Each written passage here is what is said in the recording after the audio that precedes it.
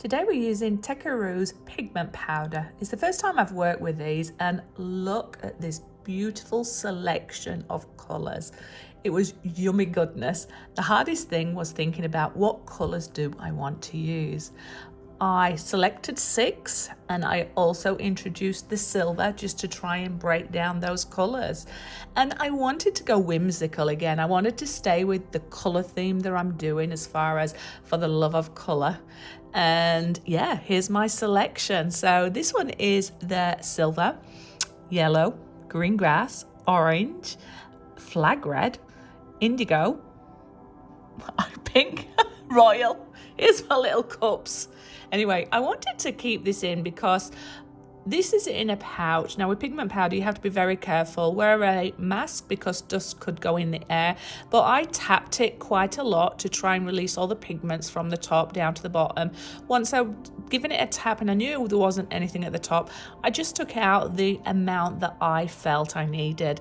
Pigment powder, you can be slightly more generous than the 10% ratio that you can do when it comes to liquid pigments or anything other than the powder is what I'm trying to say.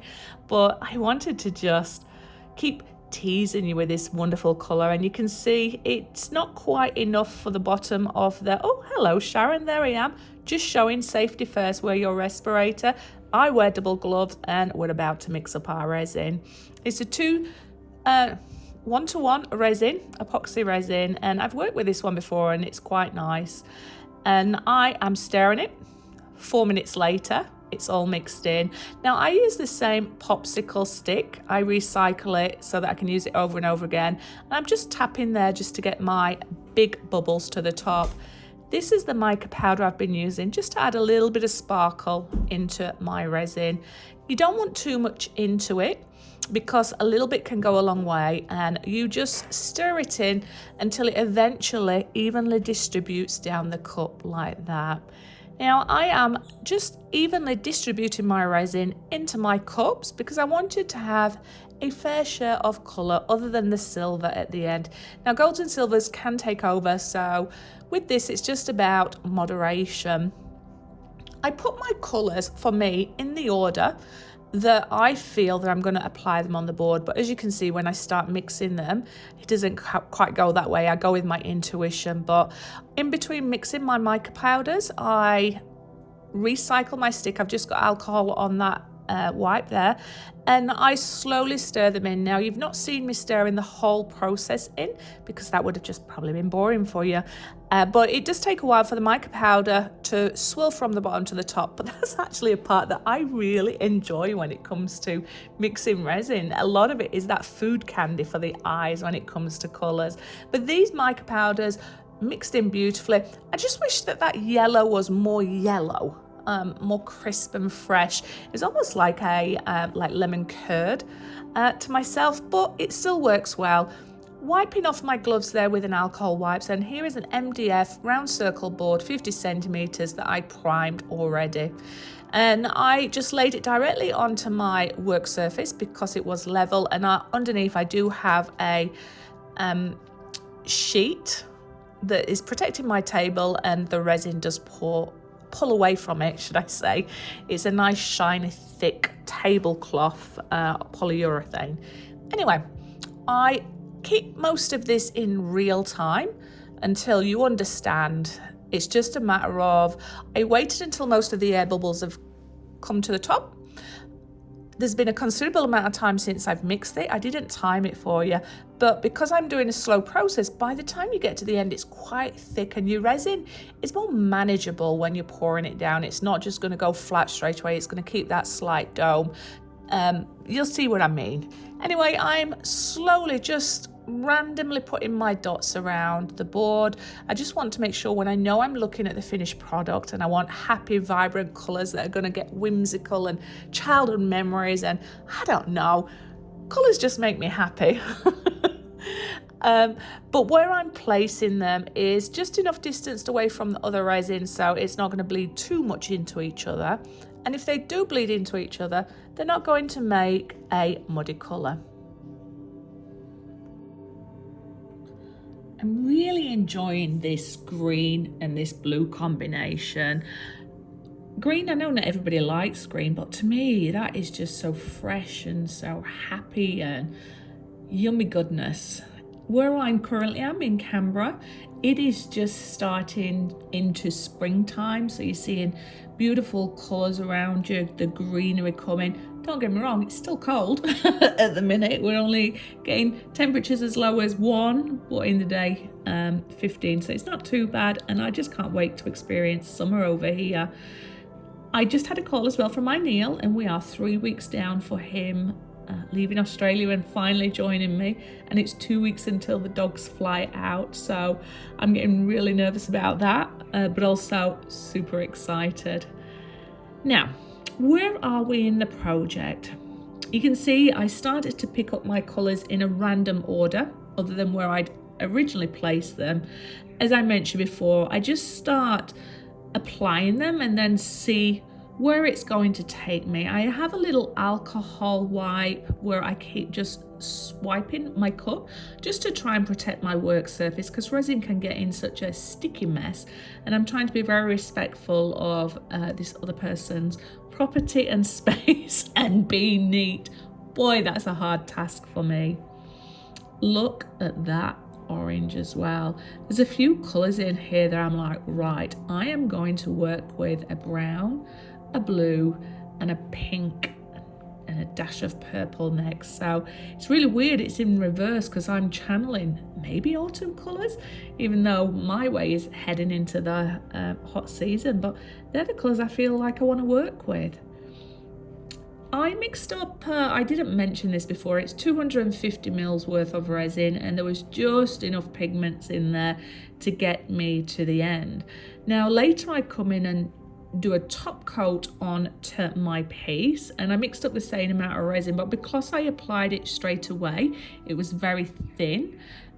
I didn't need as much. I'd forgotten, because it's been a while since I've really worked with resin a lot, that when you're doming you need a very thin amount of resin for doming, but lessons learnt. But look, this purple and this orange next to each other. Now you imagine having that blue right next to it and then that pink, and I'm like, yep, those are the color choices I want to work with. I sometimes are influenced by people on the art channels or things I'm seeing around me, or sometimes it's just when I do this, which is I just want to play with color. I don't necessarily follow particular trends, I just find inspiration and then I just work with whatever I'm being inspired by, and color seems to be a big driver for me. Now I am going to be having, I know I've said this before and I've not got it into my routine yet, but I am building it in on Thursdays, or at least one day a week there'll be acrylics or other materials I'll be using to create art, and I'll try and have one consistent resin video, and then the rest is just my creative intuition, inspiration, or whatever I'm feeling, and I'll share it with you. And I'm not too sure if anybody remembers, but last year I started working on some snowmen, particular Christmas cards through dot art, and this time I've gone back and gone to these cards, but I've now transferred them into acrylics, and these are going to be made into some Christmas cards that'll be available for people to purchase. And again, they're just whimsical, they're just fun, and it just took me to my childhood memories of Christmas and snowmen and things like that. Anyway, I digressed a lot there, just sharing a little bit of Sharon. Now the pink that went on, love. This is meant to be the red. Now when I see this red, to me it's more of a deep orange red, but it's still a beautiful colour. Very shortly, this section will be speeded up just to help you with your time. So thumbs up, subscribe, share, comments are always welcome. Thank you for choosing to spend some of your precious time with me. Whether you've watched this video just for 5 minutes or for the full length through, I really appreciate everybody stopping by. So thank you and hello. If you are new to my channel, have a little look at my back catalogue. There might be some art in there that inspires you. And if you are an existing subscriber, thank you for all of your support, and hopefully you'll get to see some happy videos I'll share soon, where I'll do a little bit of vlogging where my Neil and my fur babies are reunited. So I'm adding a little bit of silver here. Now with the silver, I've mentioned before, you have to use these colours quite sparingly, otherwise it can spread and overtake. And I really wanted the colours to be the hero, and I wanted the silver just to add a little bit of interest. I should have mixed my silver up before applying it the way I did, because all that, like the silver metallic that floats, that makes it look like liquid silver, didn't really come to the surface much. And if I'd have used my heat gun, that may have helped it, or if I'd have stirred my cup, that might have helped it. The reason I didn't want to use my heat gun is I didn't want the colours to blend into each other too much, because I didn't want to create brown. And because it's quite thick, it's bleeding into some. You can see in the middle the pink that's going over the purple, and you get a new shade, and that's great. But the other colours are holding true, and they're not necessarily creating mud, which is something amazing. Now the reason I painted my board white is I know that these colours, although they are a powder pigment, they will still be transparent, and the white just really helps that colour pop. So it is worth taking that time to do this. Now with this green, what am I trying to say here? The colours that I am applying now and the green over it, is the green will then force some of that other colour back. So if I'd have had this time again, although I love this green, I would have kept more of my pink and my blue to be the heroes. So what I should have done is withhold my blue until the last stage, and then go into the areas so that that blue would dissipate those other colours and then become the hero, as opposed to the other colours pushing that blue into smaller spaces. Anyway, I think I articulated myself well. I'm just going to let you watch me finish off this part, and then I'll talk a little bit when we go into the next section. So, Sharon's Dodgy FM, right back at you.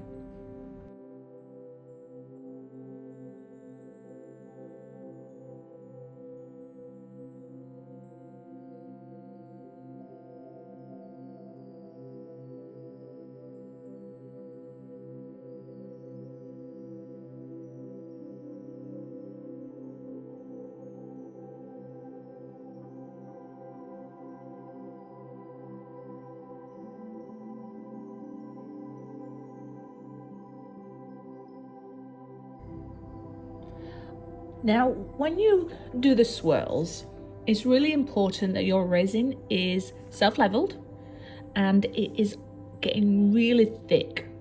So you want it to be almost setting and curing. You can see when I pull my stick out, it's almost like toffee and a string of it pulling away from it. Now, the reason I did this was I wanted to force some of the colours into the other colours. I knew it was going to be a controlled thing that I was doing because it was quite thick. And the reason being, I just wanted the positive energy vibrating off this piece. I knew I was going to be creating my bubbles. I knew it was going to be the colours that were the hero. But it's a personal choice. For me, this added value. And I can see here, some of it's not straight, but I go over it with other swirls to hide that. And I just start having fun seeing the different colours going into the different areas. I wipe my stick between each wipe to make sure I'm controlling the area and to limit the brown mud that could come in there. But I'd love to know, what do you think about these? I've seen, well, people who's been with my channel from the start know that I like to bring this into my art. It's a personal choice. It's not for everybody, but I think when you're doing bubbles and you're working with these colors, it adds a lot of value because it stops the transition from the other colors to be so harsh, and it helps take your eye into the other areas. But for me, it held true, and I was so happy the next day to know that what you see here is what becomes on the next day. If you do it too early, there's a risk that that pattern will disappear. it will move, so become misshaped, or it just won't have the effect you want. So patience is key for this. But I definitely feel all that positive energy and colour popping off that piece.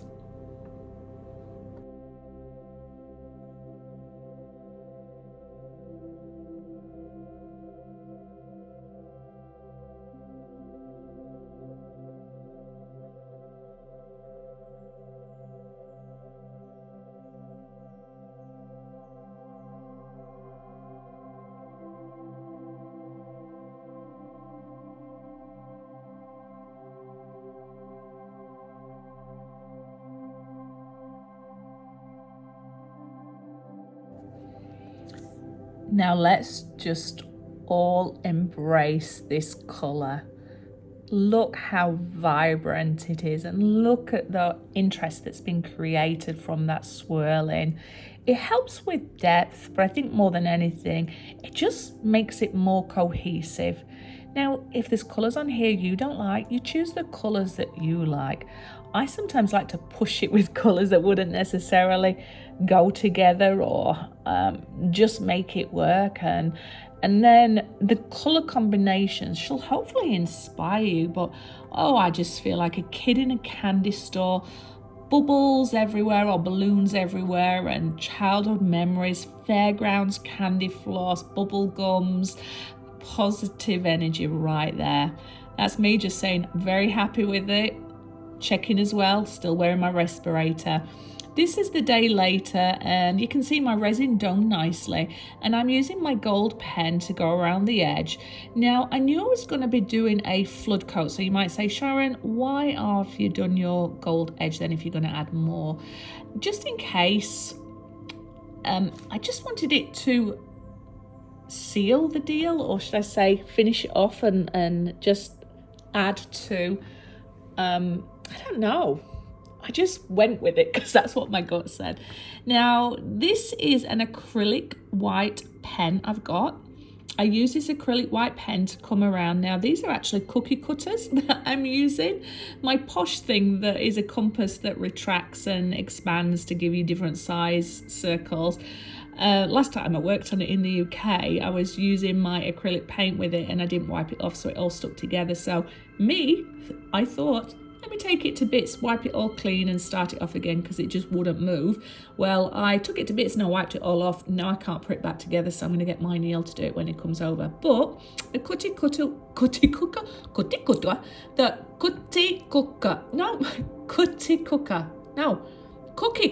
yes, worked really well. But I do use 2 sizes of this and a cup. I like to use 3 pieces within my bubbles just to help trick the mind to depth. You might say that you could go over the top with the amount of bubbles you go, but it's your painting, do what you want. And I just keep doing this process until I think that's right, I love it, I can't add any more, or it just feels right for me. So keep that in mind when you're doing your artwork.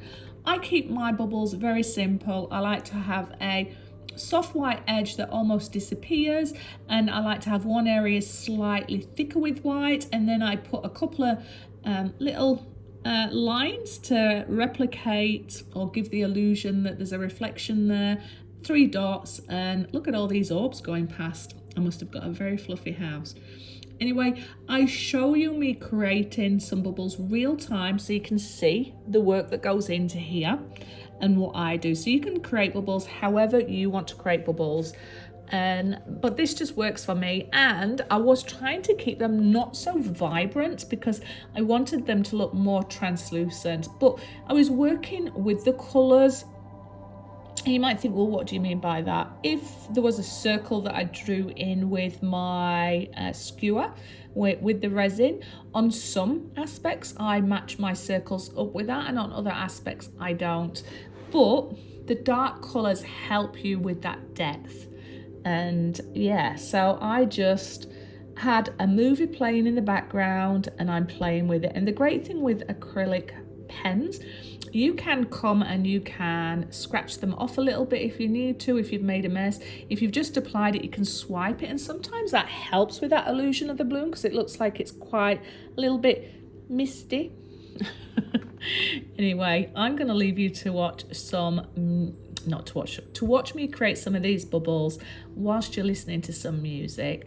Now, I have a piece of paper there just to try and limit the amount of scratches or not sticky, but oils from my skin that would go on the piece. And then you'll see me come in and I give it a final dough. And then I go around with my gold pen just to finish it off and make it look like one big bubble itself. But I hope you enjoy my world of pure imagination. I hope that it gives you that sense of joy and childhood memories, and I hope that you're going to be willing to play with colour yourself. So thumbs up, subscribe, share, comments are always welcome. Thank you for spending some time with me. Remember, hashtag Sharon only inspired me if you're going to go out and create your own bubble piece based on anything in this that's inspired you. And I will see you on the next video. My next one will be out on Thursday, which will be the first in the series of my cards that I'm creating. I hope wherever you are in the world you're safe. I hope you're creating, and remember to give those loved ones a hug. Oh, I need to put my teeth in, don't I? Enjoy the rest of Sharon's Dodgy FM, and I'll see you on the next video. Bye bye.